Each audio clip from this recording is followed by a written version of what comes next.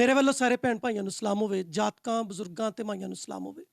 ਅੱਜ ਦੀ ਗੱਲ ਦੇ ਨਾਲ ਨਾਸਰ ਜਮੀਲ ਹਾਜ਼ਰ ਖਿਦਮਤ ਹੈ ਔਰ ਅੱਜ ਦੀ ਗੱਲ ਜਿਹੜੀ ਹੈ ਉਹ ਅਸੀਂ national commission for human rights ਦੇ ਜਿਹੜੇ ਮੈਂਬਰ ਨੇ ਔਰ ख़ास ਤੌਰ ਤੇ ਮਾਈਨੋਰਿਟੀ ਦੇ ਜਿਹੜੇ ਰਿਪਰੈਜ਼ੈਂਟੇਟਿਵ ਨੇ ਔਰ ਉਹ ਇੱਕ ਜਿਹੜੇ ਨੇ ਰਿਟਾਇਰਡ ਬਿਊਰੋਕਰੇਟ ਨੇ ਔਰ ਉਹਨਾਂ ਨੇ ਸਾਰੀ ਉਮਰ ਜਿਹੜਾ ਹੈ ਉਹ ਬਹੁਤ ਸਾਰੀਆਂ ਮੁਖਤਲਿਫ ਜਿਹੜੀਆਂ ਸਰਕਾਰੀ ਜਿਹੜੇ ਅਹੁਦੇ ਨੇ ਉਹਨਾਂ ਤੇ ਕੰਮ ਕੀਤਾ ਪਰ ਜਦੋਂ ਰਿਟਾਇਰਡ ਹੋਏ ਨੇ ਤਾਂ ਵਫਾਕੀ ਮੁਹਤਸਿਬ ਦਾ ਜਿਹੜਾ ਇਦਾਰਾ ਹੈ ਉਹਦੇ ਤੋਂ ਰਿਟਾਇਰਡ ਹੋਏ ਨੇ।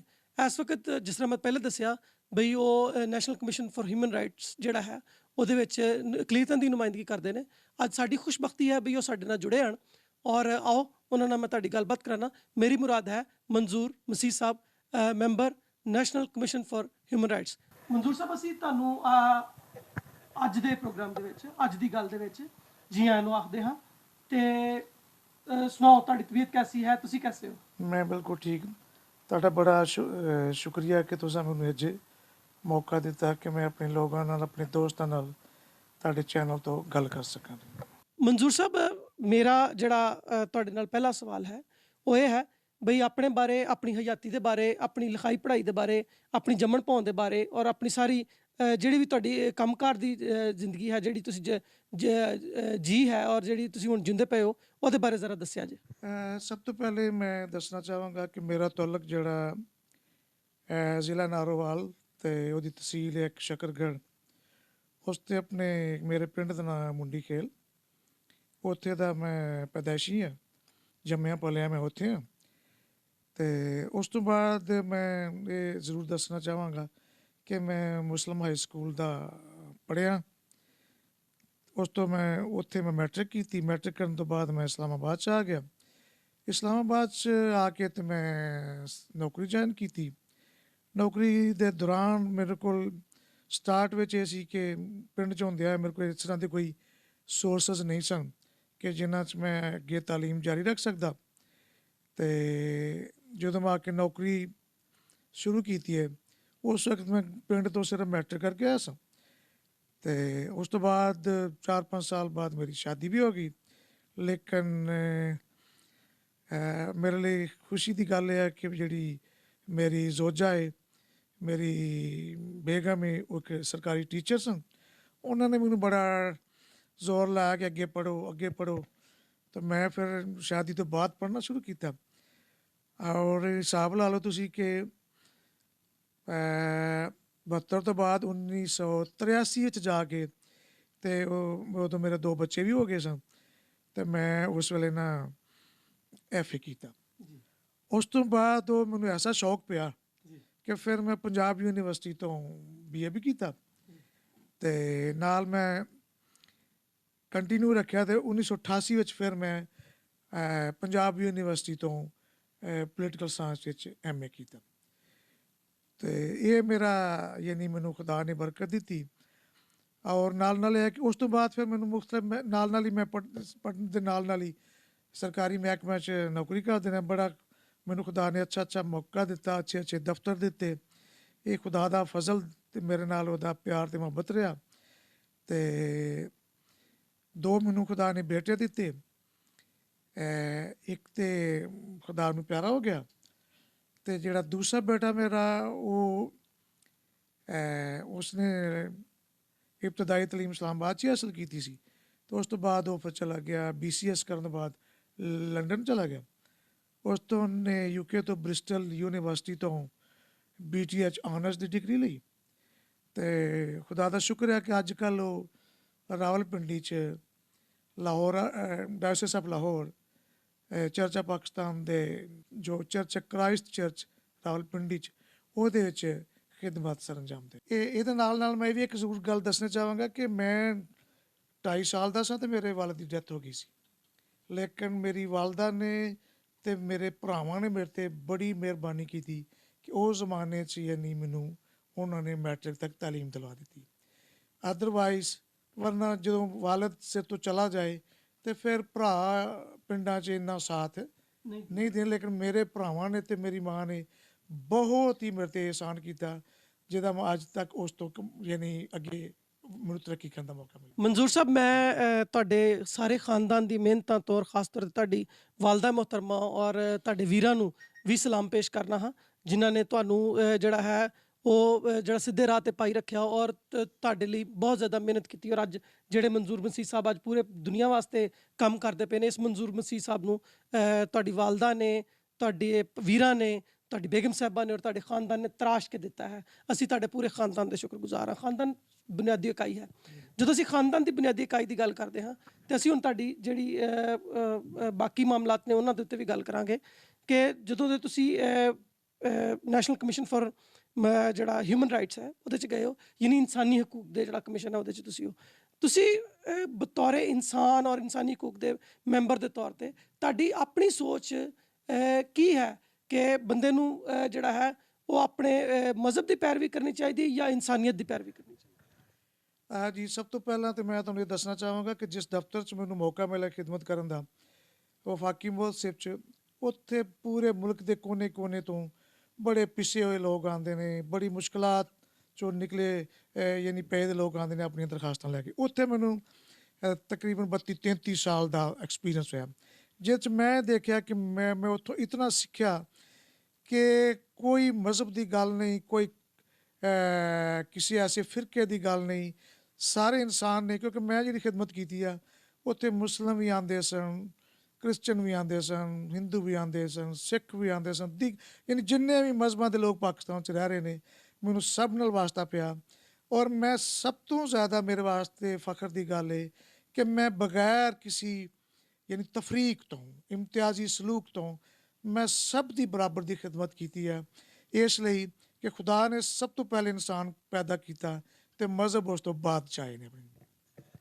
ਬਹੁਤ ਸ਼ੁਕਰੀਆ, ਮੈਂ ਤੁਹਾਡਾ ਬੜਾ ਸ਼ੁਕਰਗੁਜ਼ਾਰ ਹਾਂ।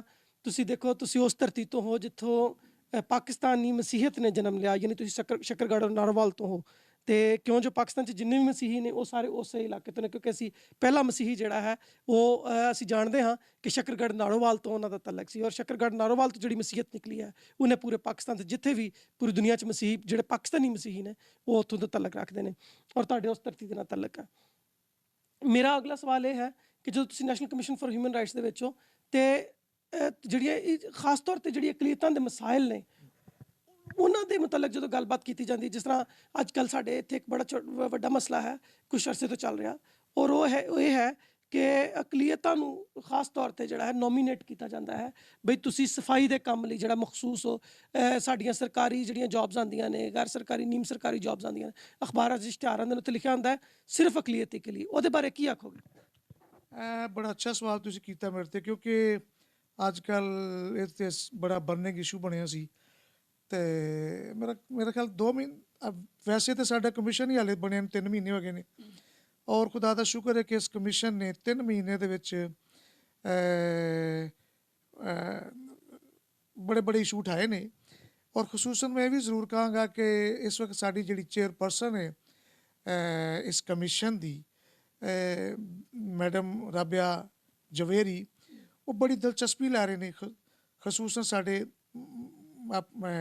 ਅਕਲੀਤਾਂ ਦੇ ਮਸਲੇ ਹੱਲ ਕਰਨ ਵਿੱਚ। ਅਤੇ ਮੈਂ ਉਹਨਾਂ ਦਾ ਵੀ ਮਸ਼ਕੂਰ ਹਾਂ ਕਿ ਜਿਹੜਾ ਵੀ ਕੋਈ 2-3 ਮੈਂ ਇਸ਼ੂ ਉਠਾਏ ਨੇ ਉਹਨਾਂ ਨੇ ਉਸ 'ਤੇ ਬੜਾ ਸੀਰੀਅਸਲੀ ਉਸ 'ਤੇ ਉਹਨੂੰ ਲਿਆ ਸਾਹਮਣੇ ਔਰ ਗਵਰਨਮੈਂਟ ਤੱਕ ਪਹੁੰਚਾਇਆ। ਉਹਦੇ 'ਚ ਜਿਹੜਾ ਤੁਹਾਡਾ ਸਵਾਲ ਹੋਇਆ ਕਿ ਇਹ ਜਿਹੜੇ ਇਮਤਿਆਜ਼ੀ ਸਲੂਕ ਦੇ ਇਸ਼ਤਿਹਾਰ ਆ ਰਹੇ ਨੇ ਕਿਉਂ ਆ ਰਹੇ, ਉਸ 'ਤੇ ਅਸੀਂ ਇਹ ਪਹਿਲੇ ਕੰਮ ਸ਼ੁਰੂ ਕੀਤਾ ਹੈ ਕਿ ਅਸੀਂ ਇਹ ਜ਼ਰੂਰ ਕਿਹਾ ਕਿ ਜੀ ਇਹ ਕੋਈ ਪੇਸ਼ਾ ਨਹੀਂ ਕ੍ਰਿਸਚਨ ਮਸੀਹਾਂ ਦਾ ਜਾਂ ਦੂਸਰੇ ਨਾਨ ਮੁਸਲਿਮ ਦਾ, ਇੱਕ ਜੌਬ ਹੈ, ਅਗਰ ਕੋਈ ਕਰਨਾ ਚਾਹੁੰਦਾ ਤਾਂ ਕਰੇ। ਲੇਕਿਨ ਇਹਨੂੰ ਅਖਬਾਰਾਂ ਦੇ ਵਿੱਚ ਜਿਹੜਾ ਤੁਸੀਂ ਸਪੈਸੀਫਾਈ ਕਰ ਦਿੰਦੇ ਹੋ ਕਿ ਸਿਰਫ ਕ੍ਰਿਸਚਨਾਂ ਦਾ ਅਤੇ ਗੈਰ ਮੁਸਲਮਾਨਾਂ ਦਾ ਕੰਮ ਹੈ ਉਹ ਆ ਕੇ ਕਰਨ, ਇਸ ਨੂੰ national commission for human rights ਨੇ ਬੁਰੀ ਤਰ੍ਹਾਂ ਇਸ ਨੂੰ ਨਾ ਯਾਨੀ ਬਹੁਤ ਹੀ ਸ਼ਦੀਦ ਕਿਸਮ ਤਰੀਕੇ ਨਾਲ ਇਹਦੀ ਮਜ਼ੰਮਤ ਕੀਤੀ ਹੈ। ਅਤੇ ਉਸ 'ਤੇ ਮੈਂ ਗਵਰਨਮੈਂਟ ਦਾ ਵੀ ਮਸ਼ਕੂਰ ਹਾਂ ਕਿ ਗਵਰਨਮੈਂਟ ਨੇ ਇਸ ਵੇਲੇ ਬਹੁਤ ਜ਼ਿਆਦਾ ਇਸ 'ਤੇ ਜ਼ੋਰ ਦਿੱਤਾ, ਸਾਡੀ ਦਰਖਾਸਤ ਨੂੰ ਸੁਣਿਆ ਨੈਸ਼ਨਲ ਕਮਿਸ਼ਨ ਦੀ ਹਿਊਮਨ ਰਾਈਟਸ ਨੂੰ ਕਿ ਇਸ 'ਤੇ ਐਸਾ ਕਿਉਂ ਹੋ ਰਿਹਾ। ਔਰ ਮੈਨੂੰ ਉਮੀਦ ਹੈ ਕਿ ਗਵਰਨਮੈਂਟ ਇਹ 'ਤੇ ਸਾਡੀ ਹੁਣ ਮਦਦ ਕਰੇਗੀ ਔਰ ਆਇੰਦਾ ਐਸੇ ਇਸ਼ਤਿਹਾਰ ਨਹੀਂ ਆਉਣਗੇ। ਜਦੋਂ ਤੁਸੀਂ ਇਨਸਾਨੀ ਹਕੂਕ ਦੀ ਗੱਲ ਕਰਦੇ ਹਾਂ ਅਸੀਂ ਤਾਂ ਅਸੀਂ ਤਮਾਮ ਇਨਸਾਨਾਂ ਦੀ ਗੱਲ ਕਰ ਰਹੇ ਹਾਂ, ਲੇਕਿਨ ਜਿਹੜੇ ਇਮਤਿਆਜ਼ੀ ਕਵਾਨੀਨ ਨੇ ਖਾਸ ਤੌਰ 'ਤੇ ਜਿਸ ਤਰ੍ਹਾਂ ਇਹਾਨਤ ਮਜ਼ਹਬ ਦਾ ਕਾਨੂੰਨ ਹੈ ਜਾਂ ਇਸ ਤਰ੍ਹਾਂ ਦੇ ਜਿਸ ਤਰ੍ਹਾਂ ਸ਼ਾਦੀ ਦੀ ਜਿਹੜੀ ਹੈ ਫੋਰਸ ਮੈਰਿਜ ਦੀ ਅਸੀਂ ਗੱਲ ਕਰਨੇ ਉਹਦਾ ਅਸੀਂ ਲੇਕਿਨ ਜ਼ਿਆਦਾਤਰ ਇਹਾਨਤ ਮਜ਼ਹਬ ਦੇ ਜਿਹੜੇ ਕਵਾਨੀਨੋ ਦਾ ਅਕਲੀਤਾਂ ਖਾਸ ਤੌਰ ਤੇ ਸ਼ਿਕਾਰ ਹੁੰਦੀਆਂ ਨੇ ਉਹਦੇ ਬਾਰੇ ਤੁਸੀਂ ਤੁਹਾਡਾ ਕਮਿਸ਼ਨ ਕੀ ਖਿਆਲਾਤ ਰੱਖਦਾ? ਮੇਰਾ 3-4 ਦਿਨ ਪਹਿਲੇ ਦੀ ਗੱਲ ਹੈ ਕਿ ਇਸ 'ਤੇ ਅਸੀਂ ਆਪਣੇ ਟੌਪਿਕ 'ਤੇ ਇੱਕ ਸੈਮੀਨਾਰ ਵੀ ਹੋਇਆ, ਉਹ ਕੀਤਾ ਹੈ ਜਿਹੜਾ ਬੱਚਿਆਂ ਦਾ ਕਮਿਸ਼ਨ ਹੈ। ਉਸ 'ਤੇ ਮੈਂ ਐਜ਼ ਅ ਗੈਸਟ ਗਿਆ ਸੀ, ਉੱਥੇ ਵੀ ਉਹ ਗੱਲ ਹੋ ਰਹੀ ਸੀ। ਲੇਕਿਨ ਉਸ 'ਤੇ ਗੌਰਮੈਂਟ ਕਾਫੀ ਕੰਮ ਕਰ ਰਹੀ ਹੈ, ਕਿਉਂਕਿ ਆਪਣੇ ਕੁਝ ਚੀਜ਼ਾਂ ਐਸੀਆਂ ਨੇ ਜਿਨ੍ਹਾਂ 'ਤੇ ਪਹਿਲੇ ਨਹੀਂ ਹੋਇਆ ਦਾ ਕੰਮ, ਉਹਦੇ ਕਰਨ ਦੀ ਜ਼ਰੂਰਤ ਹੈ। ਔਰ ਇਸ ਵੇਲੇ ਸਾਰੇ ਅਦਾਰੇ ਜਿਹੜੇ ਹਰਕਤ 'ਚ ਆਏ ਨੇ, ਹਾਈ ਕੋਰਟ ਨੇ ਵੀ ਡਿਸੀਜਨ ਦੇ ਦਿੱਤਾ ਆਪਣੇ 2 ਦਿਨ ਪਹਿਲੇ, ਇਸਲਾਮਾਬਾਦ ਹਾਈ ਕੋਰਟ ਨੇ, ਕਿ 18 ਸਾਲ ਦੀ ਜਿਹੜੀ ਉਮਰ ਹੈ ਉਸ ਤੋਂ ਥੱਲੇ ਦੀ ਕੋਈ ਸ਼ਾਦੀ ਨਹੀਂ ਹੋ ਸਕਦੀ। ਅਤੇ ਨਾ ਉਹ ਕੋਈ ਅਗਰ ਕੋਈ ਕਹੇ ਜੀ ਕਿ ਇਹਨੇ ਆਪਣਾ ਮਜ਼ਹਬ ਤਬਦੀਲ ਕਰ ਲਿਆ, ਤਾਂ ਮਜ਼ਹਬ ਤਬਦੀਲ ਕਰਕੇ ਵੀ ਕਹੇ ਤਾਂ ਉਹਦੀ ਸ਼ਾਦੀ 18 ਸਾਲ ਤੋਂ ਥੱਲੇ ਨਹੀਂ ਹੋ ਸਕਦੀ। ਇਸਲਾਮਾਬਾਦ ਹਾਈ ਕੋਰਟ ਨੇ ਬੜਾ ਕਲੀਅਰ ਅਤੇ ਲੈਂਡਮਾਰਕ ਫੈਸਲਾ ਦੇ ਦਿੱਤਾ। ਨਾਜ਼ਰੀਨ, ਇਹ ਬੜਾ ਜ਼ਰੂਰੀ ਸੀ ਕਿ ਸਾਨੂੰ ਸਾਰਿਆਂ ਨੂੰ ਪਤਾ ਹੋਵੇ ਕਿ ਇਸਲਾਮਾਬਾਦ ਹਾਈ ਕੋਰਟ ਜਿਹੜਾ ਹੈ ਉਹਨੇ ਇਹ 18 ਸਾਲ ਤੋਂ ਘੱਟ ਉਮਰ ਦੀ ਸ਼ਾਦੀ 'ਤੇ ਪਾਬੰਦੀ ਲਾ ਦਿੱਤੀ ਹੈ। ਹੁਣ ਖੁਦਾ ਨਖਾਸਤਾ ਅਗਰ ਕਦੀ ਕਿਸੇ ਨਾਲ ਇਸ ਤਰ੍ਹਾਂ ਦੀ ਕੋਈ ਜ਼ਿਆਦਤੀ ਹੋਵੇ ਤਾਂ ਇਸ ਕੇਸ ਦਾ ਰੈਫਰੈਂਸ ਜਿਹੜਾ ਹੈ ਉਹ ਦੇ ਕੇ ਉਹ ਦਿੱਤਾ ਜਾ ਸਕਦਾ ਹੈ, ਔਰ ਉਹਦੇ ਅਗੇਂਸਟ ਜਿਹੜੀਆਂ ਸਜ਼ਾਵਾਂ ਨੇ ਉਹ ਕਿਉਂਕਿ ਆਲਰੇਡੀ ਕਾਨੂੰਨ ਦੇ ਵਿੱਚ ਮੌਜੂਦ ਨੇ, ਇਸ ਕਰਕੇ ਉਹ ਦੱਸੀਆਂ ਜਾ ਸਕਦੀਆਂ ਨੇ। ਔਰ ਅਸੀਂ ਹਿਊਮਨ ਰਾਈਟ ਦੇ ਜਿਹੜੇ ਐਕਟਿਵਿਸਟ ਨੇ ਔਰ ਜਨਾਬ ਮੈਂਬਰ ਨੇ ਮਨਜ਼ੂਰ ਮਸੀਹ ਸਾਹਿਬ, ਅਸੀਂ ਤੁਹਾਡਾ ਵੀ ਸ਼ੁਕਰੀਆ ਅਦਾ ਕਰਦੇ ਕਿ ਤੁਸੀਂ ਸਾਨੂੰ ਇਸ ਗੱਲ ਤੱਕ ਪਹੁੰਚਾਇਆ। ਅੱਛਾ, ਅਗਲੀ ਅਸੀਂ ਇਹ ਗੱਲ ਕਰਦੇ ਹਾਂ ਕਿ ਆਮ ਤੌਰ 'ਤੇ ਜਿਹੜੀ ਅਬਡਕਸ਼ਨ ਆਫ ਦੀ ਗਰਲਜ਼ ਹੈ, ਛੋਟੀ ਉਮਰ ਦੀਆਂ ਜਿਹੜੀਆਂ ਕੁੜੀਆਂ ਨੇ, ਉਹਨਾਂ ਨੂੰ ਅਗਵਾ ਕਰ ਲਿਆ ਜਾਂਦਾ ਹੈ, ਉਹਨਾਂ ਨੂੰ ਚੱਕ ਕੇ ਲੈ ਜਾਂਦੇ ਨੇ, ਅਤੇ ਉਹ ਜਦੋਂ ਉਹਨਾਂ ਨੂੰ ਚੱਕ ਲੈਂਦੇ ਨੇ ਫਿਰ ਉਹਨਾਂ ਨਾਲ ਛੇਤੀ ਛੇਤੀ ਵਿਆਹ ਕਰ ਲੈਂਦੇ ਨੇ, ਅਤੇ ਫਿਰ ਉਹ ਮੁਸਲਮਾਨ ਕਹਿਲਾ ਲਈ ਜਾਂਦੀ ਹੈ। ਔਰ ਜਿਸ ਤਰ੍ਹਾਂ ਤੁਸੀਂ ਜਾਣਦੇ ਹੋ ਵੀ ਮੁਸਲਮਾਨ ਜਿਹੜਾ ਹੁੰਦਾ ਹੈ ਉਹ ਵਾਪਸ ਨਹੀਂ ਮੋੜਿਆ ਜਾ ਸਕਦਾ, ਉਹ ਮੁਰਤੱਦ ਹੋ ਜਾਂਦਾ ਹੈ, ਉਹ ਫਿਰ ਇਸ ਤਰ੍ਹਾਂ ਦੇ ਮਾਮਲਾਤ ਹੋ ਜਾਂਦੇ ਨੇ। ਇਹ ਜਿਹੜੀਆਂ ਨਿੱਕੀਆਂ ਨਿੱਕੀਆਂ ਬਾਲਾਂ ਦੀਆਂ ਸ਼ਾਦੀਆਂ ਨੇ, ਇਹਦੇ ਬਾਰੇ ਕੀ ਆਖਣਾ? ਇਹ ਜਿਹੜੀ ਤੁਸੀਂ ਗੱਲ ਕਰ ਰਹੇ ਹੋ ਨਾ ਕਿ ਆਪਣੇ ਉਹ ਕੀ ਬੱਚਿਆਂ ਦੇ ਯਾਨੀ ਅਗਵਾ ਹੋਣ ਦੀ, ਨੰਬਰ 1 ਤੇ ਹੈ ਕਿ ਜਿਹੜੀ ਅਗਵਾ ਕਰਨ ਦੀ ਗੱਲ ਹੈ ਉਹ ਯਾਨੀ ਹਰ ਜਗ੍ਹਾ 'ਤੇ ਮੌਜੂਦ ਹੈ। ਅਗਵਾ ਵਿੱਚ ਕੋਈ ਸਿਰਫ ਮੈਂ ਇਹ ਨਹੀਂ ਕਹਾਂਗਾ ਕਿ ਸਿਰਫ ਅਕਲੀਤਾਂ ਦੀ ਬੱਚੀਆਂ ਜਾਂ ਬੱਚੇ ਅਗਵਾ ਹੁੰਦੇ ਨੇ, ਕਿ ਕਲਚਰ ਐਸਾ, ਇੱਕ ਮੁਆਸ਼ਰਾ ਐਸਾ ਜਿਸ 'ਚ ਬੁਰਾਈ ਹੈ ਕਿ ਉਹ ਸਾਰੇ ਪਾਸੇ ਫੈਲੀ ਹੈ। ਲੇਕਿਨ ਜਿਹੜੀ ਤੁਸੀਂ ਗੱਲ ਕੀਤੀ ਹੈ ਉਹ ਇਹ ਕਿ ਆਪਣੇ ਅਗਰ ਕੋਈ ਕ੍ਰਿਸਚਨ ਬੱਚੀ ਜਾਂ ਹਿੰਦੂ ਬੱਚੀ ਜਾਂ ਕੋਈ ਵੀ ਇਹ ਅੰਡਰ ਏਜ ਹੈ ਜਿਹੜੀ 18 ਸਾਲ ਤੋਂ ਘੱਟ ਹੈ, ਉਹ ਅਗਰ ਅਗਵਾ ਕਰ ਲਿੱਤੀ ਜਾਂਦੀ ਹੈ, ਅਗਵਾ ਹੋ ਜਾਂਦੀ ਹੈ, ਅਤੇ ਤੁਸੀਂ ਕਹਿ ਰਹੇ ਹੋ ਕਿ ਉਹ ਨਾਲ ਸ਼ਾਦੀ ਕਰ ਲਿੱਤੀ ਜਾਂਦੀ, ਉਹ ਮੁਸਲਮਾਨ ਬੰਦਾ ਸ਼ਾਦੀ ਕਰ ਜਾਂਦਾ। ਲੇਕਿਨ ਉਸ 'ਤੇ ਹੋ ਰਿਹਾ ਹੈ ਜਿਹੜਾ ਹਾਈ ਕੋਰਟ ਨੇ ਵੀ ਡਿਸੀਜਨ ਦਿੱਤਾ। ਔਰ ਉਸ ਤੋਂ ਇਲਾਵਾ ਇਹ ਗੱਲ ਹੈ ਕਿ ਮੈਂ ਖੁਦ ਵੀ ਇਸ 'ਤੇ ਆਪਣੇ ਜਿਹੜਾ ਪਹਿਲੇ ਪ੍ਰੋਗਰਾਮ ਦਾ ਮੈਂ ਜ਼ਿਕਰ ਕੀਤਾ ਉਹ 'ਚ ਜ਼ਿਕਰ ਕੀਤਾ ਹੈ, ਉਸ 'ਤੇ ਸਾਰੇ ਲੋਕ ਮੁਤਫਕ ਵੀ ਹੋਏ ਕਿ ਜਦੋਂ ਕੋਈ ਬੱਚੀ ਅਗਵਾ ਹੋ ਜਾਂਦੀ ਹੈ ਅਤੇ ਉਹਨੂੰ ਜਿਸ ਤਰ੍ਹਾਂ ਜਿਹੜਾ ਬੰਦਾ ਅਗਵਾ ਕੀਤਾ ਕਰ ਦਿੰਦਾ ਉਹਦੇ ਕੋਲ ਨਹੀਂ ਰਹਿਣਾ ਚਾਹੀਦਾ। ਉਹ ਜਦੋਂ ਕੋਈ ਉਹਦੀ FIR ਜਲਦੀ ਕੱਟੀ ਜਾਏ, ਪੁਲਿਸ ਜਿਹੜੀ ਹੈ ਉਸ 'ਤੇ ਜਲਦੀ ਇਮੀਡੀਏਟ ਐਕਸ਼ਨ ਲਏ, ਫੌਰੀ ਤੌਰ 'ਤੇ ਐਕਸ਼ਨ ਲਏ, ਤਾਂ ਕਿ ਉਹਨੂੰ ਜ਼ਿਆਦਾ ਮੌਕਾ ਹੀ ਨਾ ਮਿਲੇ ਉਹਦੇ ਕੋਲ ਰਹਿਣ ਦਾ। ਕਿਉਂਕਿ ਜੇਕਰ ਉਹਦੇ ਕੋਲ ਰਹੇਗੀ ਤਾਂ ਉਹ ਉਹਦੇ ਜ਼ਹਿਨ ਨੂੰ ਬਦਲਦੇ ਰਹਿਣਗੇ, ਉਹਨੂੰ ਧਮਕੀਆਂ ਦਿੱਤੇ ਰਹਿਣਗੇ, ਅਤੇ ਜਿਹਦੀ ਵਜ੍ਹਾ ਤੋਂ ਕਹੇਗੀ ਕਿ ਮੈਂ ਜੀ, ਉਹ ਡਰਦੀ ਕਹਿ ਦੇਗੀ ਜੀ ਕਿ ਮੈਂ ਮਜ਼ਹਬ ਤਬਦੀਲ ਕਰ ਲਿਆ।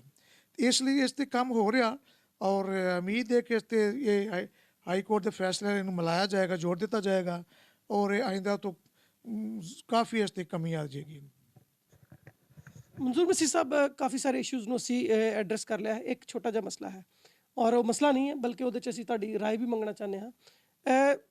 ਪੂਰੇ ਪਾਕਿਸਤਾਨ ਦੇ ਵਿੱਚ ਸਾਰੇ ਜਿਹੜੇ ਅਕਸਰੀਅਤੀ ਲੋਕ ਨੇ, ਯਾਨੀ ਸਾਡੇ ਜਿਹੜੇ ਮੁਸਲਮਾਨ ਭੈਣ ਭਰਾ ਨੇ, ਉਹ ਵੋਟ ਪਾ ਕੇ ਆਪਣੇ ਨੁਮਾਇੰਦੇ ਚੁਣਦੇ ਨੇ। ਸਾਡੇ ਨੁਮਾਇੰਦੇ ਜਿਹੜੇ ਨੇ ਉਹ ਆਪਣੀ ਮਰਜ਼ੀ ਨਾਲ ਚੁਣਦੇ ਨੇ। ਇਹਦੇ ਬਾਰੇ ਤੁਸੀਂ ਕੀ ਆਖੋਗੇ? ਇਹ ਇਨਸਾਨੀ ਹਕੂਕ ਦੀ ਪਾਮਾਲੀ ਨਹੀਂ ਹੈ? ਮੈਂ ਇਹਨੂੰ ਇਸ ਤਰੀਕੇ ਨਾਲ ਜ਼ਿਆਦਾ ਬਿਆਨ ਕਰਾਂਗਾ ਕਿ ਅਗਰ 1985 ਤੋਂ ਲੈ ਕੇ ਹੁਣ ਤੱਕ ਸਾਡੀਆਂ 10 ਸੀਟਾਂ ਚੱਲ ਰਹੀਆਂ ਨੇ, 35-40 ਸਾਲ ਹੋ ਗਏ ਨੇ, ਅਤੇ ਉਹ 10 ਦੀਆਂ 10 ਹੀ ਨੇ। ਦੂਸਰੀ ਸਾਈਡ 'ਤੇ ਆ ਕਿ ਜਿਹੜੀਆਂ 200 ਤੋਂ 220 ਸੀਟਾਂ ਸਨ ਉਹ ਹੋਣ ਕਰਕੇ 342 ਹੋ ਗਈਆਂ, ਹੈ 332 ਸਾਰੀ। ਅਤੇ ਮੈਂ ਇਹ ਜ਼ਰੂਰ ਕਹਾਂਗਾ ਕਿ ਇਲੈਕਸ਼ਨ ਜ਼ਰੂਰੀ ਹੈ, ਹੋਣਾ ਚਾਹੀਦਾ, ਲੇਕਿਨ ਉਹ ਅਗਰ ਹੋਏ ਤਾਂ ਕਿਸ ਤਰ੍ਹਾਂ ਹੋਣਾ ਚਾਹੀਦਾ ਕਿ ਉਹਨੂੰ ਡਬਲ ਵੋਟ ਦਾ ਹੱਕ ਦੇ ਦਿਓ, ਉਹਨੂੰ ਹਲਕਾ ਬੰਦੀ ਕਰਕੇ ਲਿਆਓ। ਲੇਕਿਨ ਉਹ ਜਿਹੜਾ ਨਿਜ਼ਾਮ ਸੀ ਪੁਰਾਣਾ ਕਿ ਪੂਰੇ ਮੁਲਕ ਵਿੱਚ ਕੋਈ ਹਲਕਾ ਬੰਦੀ ਨਹੀਂ ਸੀ, ਖੱਜਲ ਹੋ ਕੇ ਮਰ ਜਾਂਦੇ ਸਨ ਆਖਰ 'ਤੇ, ਅਤੇ ਜਿਹੜਾ ਆਖਰ 'ਤੇ ਰਿਜ਼ਲਟ ਆਉਂਦਾ ਸੀ ਉਹ ਵੀ ਮਸ਼ਕੂਕ ਮਰਜ਼ੀ ਨਾਲ 4 ਬਣਾ ਲੈਂਦੇ ਸਨ। ਇਸ ਲਈ ਇਸ 'ਤੇ ਅਗਰ ਇਹਨੂੰ ਮੈਂ ਕਹਾਂਗਾ ਕਿ ਕਰਨ, ਲੇਕਿਨ ਇਹਨੂੰ ਪਹਿਲੇ ਇੰਤਜ਼ਾਮ ਨੂੰ, ਸਿਸਟਮ ਨੂੰ ਠੀਕ ਕਰਕੇ ਤੇ ਫਿਰ ਕਰਨਾ। ਮਨਜ਼ੂਰ ਮਸੀਹ ਸਾਹਿਬ, ਅਸੀਂ ਜਿਹੜੇ ਸਾਡੇ ਬਹੁਤੇ ਭਖੇ ਹੋਏ ਇਸ਼ੂਸ ਹਨ, ਅਸੀਂ ਉਹਨਾਂ 'ਤੇ ਗੱਲਬਾਤ ਕਰ ਲਈ ਹੈ। ਹੁਣ ਨੈਸ਼ਨਲ ਨਿਊਜ਼ ਨਾਮਾ ਦੀ ਸਕਰੀਨ ਤੁਹਾਡੇ ਕੋਲ ਮੌਜੂਦ ਹੈ। ਅਗਰ ਤੁਸੀਂ ਬਤੌਰ ਹਿਊਮਨ ਰਾਈਟ ਐਕਟਿਵਿਸਟ ਔਰ ਮੈਂਬਰ ਜਿਹੜਾ ਹੈ national commission for human rights, ਅਗਰ ਤੁਸੀਂ ਕੋਈ ਕੌਮ ਨੂੰ ਔਰ ਵੇਖਣ ਵਾਲੇ ਨੂੰ ਪੈਗਾਮ ਦਿਓ। ਮੈਂ ਸਭ ਤੋਂ ਪਹਿਲੇ ਇਹ ਜ਼ਰੂਰ ਕਹਾਂਗਾ ਕਿ ਮੈਂ ਇਹ 'ਚ ਕੋਈ ਸ਼ੱਕ ਨਹੀਂ ਕਿ ਮੈਂ ਮਸੀਹੀ ਹਾਂ, ਲੇਕਿਨ ਇਸ ਵੇਲੇ ਮੈਂ ਸਾਰੀਆਂ ਅਕਲੀਤਾਂ ਦੀ ਨੁਮਾਇੰਦਗੀ ਕਰ ਰਿਹਾ ਔਰ ਅਕਲੀਤਾਂ ਤੋਂ ਇਲਾਵਾ ਜਿਹੜੇ ਮੇਰੇ ਮੁਸਲਮਾਨ ਭੈਣ ਭਾਈ ਨੇ ਉਹ ਵੀ ਮੇਰੇ ਵਾਸਤੇ ਬਰਾਬਰ ਨੇ। ਦੂਸਰੇ ਮੈਂ ਜ਼ਰੂਰ ਅਕਲੀਤਾਂ ਦੇ ਸਾਰੇ ਜਿੰਨੇ ਲੋਕ ਨੇ ਉਹਨਾਂ ਨੂੰ ਕਹਾਂਗਾ, ਜਿਹੜੇ ਆਪਣੇ ਲੀਡਰ ਨੇ ਹਿੰਦੂ ਸਿੱਖ ਪਾਰਸੀ ਭਾਈ, ਉਹਨਾਂ ਨੂੰ ਕਿ ਉਹ ਜ਼ਰੂਰ ਅਵੇਅਰਨੈਸ ਦੇਣ NCHR ਦੇ ਬਾਰੇ 'ਚ ਕਿ ਬਈ ਅਗਰ ਕੋਈ ਐਸੀ ਕੰਪਲੇਂਟ ਹੈ ਜਿਹੜੀ ਕੋਈ ਇਨਸਾਨੀ ਹਕੂਕ ਦੀ ਪਾਮਾਲੀ ਹੋ ਰਹੀ ਹੈ ਜਿੱਥੇ, ਉਹ ਜ਼ਰੂਰ ਨੈਸ਼ਨਲ ਕਮਿਸ਼ਨ ਨਾਲ ਰਾਬਤਾ ਕਰਨ ਅਤੇ ਅਸੀਂ ਉਸ 'ਤੇ ਜ਼ਰੂਰ ਆਵਾਜ਼ ਉਠਾਵਾਂਗੇ। ਜਿਹੜੇ ਮਸਲੇ ਹੱਲ ਹੋਣ ਵਾਲੇ ਨੇ ਉਹ ਜ਼ਰੂਰ ਕਰਾਵਾਂਗੇ ਔਰ ਮੈਨੂੰ ਉਮੀਦ ਆ ਔਰ ਮੇਰਾ ਯਕੀਨ ਹੈ ਕਿ ਗਵਰਨਮੈਂਟ ਸਾਡਾ ਸਾਥ ਵੀ ਦੇਵੇਗੀ। ਮਨਜ਼ੂਰ ਮਸੀਹ ਸਾਹਿਬ, ਤੁਹਾਡਾ ਬਹੁਤ ਸ਼ੁਕਰੀਆ, ਤੁਸੀਂ ਅੱਜ ਸਾਡੇ ਨਾਲ ਜੁੜੇ, ਤੁਸੀਂ ਨੈਸ਼ਨਲ ਨਿਊਜ਼ ਨੂੰ ਵਕਤ ਦਿੱਤਾ। ਤੁਸੀਂ ਬਹੁਤ ਬਿਜ਼ੀ ਸੋ, ਪਰ ਤਾਂ ਵੀ ਤੁਸੀਂ ਸਾਡੇ ਲਈ ਵਕਤ ਕੱਢਿਆ, ਸੀ ਤੁਹਾਡੇ ਬੜੇ ਸ਼ੁਕਰਗੁਜ਼ਾਰ ਹਾਂ। ਨਾਜ਼ਰੀਨ, ਤੁਸੀਂ ਮਨਜ਼ੂਰ ਮਸੀਹ ਸਾਹਿਬ ਦੀ ਸਾਰੀ ਗੱਲਬਾਤ ਸੁਣੀ ਹੈ। ਮਨਜ਼ੂਰ ਮਸੀਹ ਦੀ ਜਿਹੜੀ ਗੁਫ਼ਤਗੂ ਹੈ ਉਹ ਮਿਹਨਤ ਨਾਲ ਇਬਾਰਤ ਹੈ, ਉਹ ਹਿੰਮਤ ਨਾਲ ਇਬਾਰਤ ਹੈ, ਉਹ ਉਮੀਦ ਨਾਲ ਇਬਾਰਤ ਹੈ, ਉਹ ਇਨਸਾਨੀਅਤ ਨਾਲ ਇਬਾਰਤ ਹੈ। ਜਿਸ ਤਰ੍ਹਾਂ ਉਹਨਾਂ ਨੇ ਆਖਿਆ ਕਿ ਮੈਂ ਇਸ ਵਕਤ ਜਦੋਂ ਨੁਮਾਇੰਦਗੀ ਕਰ ਰਿਹਾ ਹਾਂ ਤੇ ਨਾ ਸਿਰਫ ਅਕਲੀਅਤਾਂ ਦੀ, ਪਰ ਸਾਰੇ ਜਿਹੜੇ ਅਕਲੀਅਤ ਨਹੀਂ ਹਨ, ਮਜ਼ਹਬੀ ਅਕਲੀਅਤ ਨਹੀਂ ਹਨ, ਉਹਨਾਂ ਦੀ ਵੀ, ਬਲਕਿ ਸਾਰੇ ਇਨਸਾਨਾਂ ਦੀ ਨੁਮਾਇੰਦਗੀ ਕਰ ਰਿਹਾ ਹਾਂ। ਸੋ ਮੈਂ ਸੋਚਦਾ ਹਾਂ ਕਿ ਸਭ ਤੋਂ ਅੱਛਾ ਔਰ ਸਭ ਤੋਂ ਆਲਾ ਟਾਈਮ ਇਹ ਹੈ ਕਿ ਅਸੀਂ ਯਿਸੂ ਮਸੀਹ ਦੀ ਜਿਹੜੀ ਉਹ ਤਮਾਮ ਜਿਹੜੀ ਕਾਵਿਸ਼ਾਂ ਨੇ, ਜਿਹੜੀਆਂ ਤਾਲੀਮਾਤ ਨੇ, ਬਤੌਰ ਮਸੀਹੀ ਹੁੰਦਿਆਂ ਵੀ ਔਰ ਬਤੌਰ ਇਨਸਾਨ ਹੁੰਦਿਆਂ ਖਾਸ ਤੌਰ 'ਤੇ ਇੱਕ ਦੂਸਰੇ ਦੀ ਇੱਜ਼ਤ ਕਰਨਾ ਸਿੱਖੀਏ ਔਰ ਇੱਕ ਦੂਸਰੇ ਦੇ ਹਕੂਕ ਦੀ ਇੱਜ਼ਤ ਕਰਨਾ ਸਿੱਖੀਏ। ਜਦੋਂ ਅਸੀਂ ਇੱਕ ਦੂਜੇ ਨੂੰ ਪਿਆਰ ਕਰਨਾ ਸਿੱਖਾਂਗੇ ਤਾਂ ਫਿਰ ਅਸੀਂ ਇੱਕ ਦੂਜੇ ਦੇ ਹੱਕ ਮਾਰਨਾ ਜਿਹੜਾ ਹੈ ਉਹ ਬੰਦ ਕਰ ਦਿਆਂਗੇ। ਫਿਰ ਕਿਸੇ ਇਨਸਾਨੀ ਹਕੂਕ ਦੇ ਕਮਿਸ਼ਨ ਦੀ ਲੋੜ ਨਹੀਂ ਰਹੇਗੀ, ਕਿਸੇ ਤਰ੍ਹਾਂ ਦੀ ਸ਼ਿਕਾਇਤਾਂ ਦੀ ਲੋੜ ਨਹੀਂ ਰਹੇਗੀ, ਕਿਉਂ ਜੋ ਸਾਰੇ ਇੱਕ ਦੂਜੇ ਨੂੰ ਪਿਆਰ ਕਰਦੇ ਹੋਣਗੇ। ਜਿਉਂ ਇੱਕ ਦੂਜੇ ਨੂੰ ਜਿਵੇਂ ਕਿਉਂ ਆਪਣੇ ਆਪ ਨੂੰ ਪਿਆਰ ਕਰਦਾ ਹੈ, ਉਂਝ ਉਹ ਦੂਜੇ ਨੂੰ ਪਿਆਰ ਕਰਦਾ ਹੋਏਗਾ। ਕਿਉਂ ਜੋ ਲਿਖਿਆ ਹੈ ਬਈ ਜੇ ਮੈਂ ਆਦਮੀਆਂ ਅਤੇ ਫਰਿਸ਼ਤਿਆਂ ਦੀਆਂ ਬੋਲੀਆਂ ਬੋਲਾਂ ਤੇ ਪਿਆਰ ਮੇਰੇ ਵਿੱਚ ਕੁਛ ਨਾ ਹੋਵੇ ਤੇ ਮੈਂ ਠੰਠਣਾਂ ਦਾ ਪਿੱਤਲ ਤੇ ਝੰਝਣਾਂ ਦੀ ਝਾਂਝ ਹਾਂ। ਸੋ ਇਸ ਕਰਕੇ ਅਸੀਂ ਜਾਣੀਏ ਵੀ ਨਿਰੀਆਂ ਗੱਲਾਂ ਨਾ ਕਰੀਏ, ਬਲਕਿ ਸਗੋਂ ਇੱਕ ਦੂਜੇ ਦੀ ਇੱਜ਼ਤ ਕਰਕੇ, ਇੱਕ ਦੂਜੇ ਨੂੰ ਇਨਸਾਨ ਜਾਣ ਕੇ, ਇੱਕ ਦੂਜੇ ਨੂੰ ਇੱਕੋ ਜਿਹਾ ਜਾਣ ਕੇ, ਇੱਕ ਦੂਜੇ ਨੂੰ ਆਪਣੇ ਜਿਹਾ ਜਾਣ ਕੇ ਅਸੀਂ ਇੱਕ ਦੂਜੇ ਨੂੰ ਪਿਆਰ ਕਰਨਾ ਸਿੱਖੀਏ। ਅੱਜ ਦੀ ਗੱਲ ਨੂੰ ਇੱਥੇ ਮੁਕਾਉਂਦੇ ਹਾਂ। ਰੱਬ ਰਾਖਾ।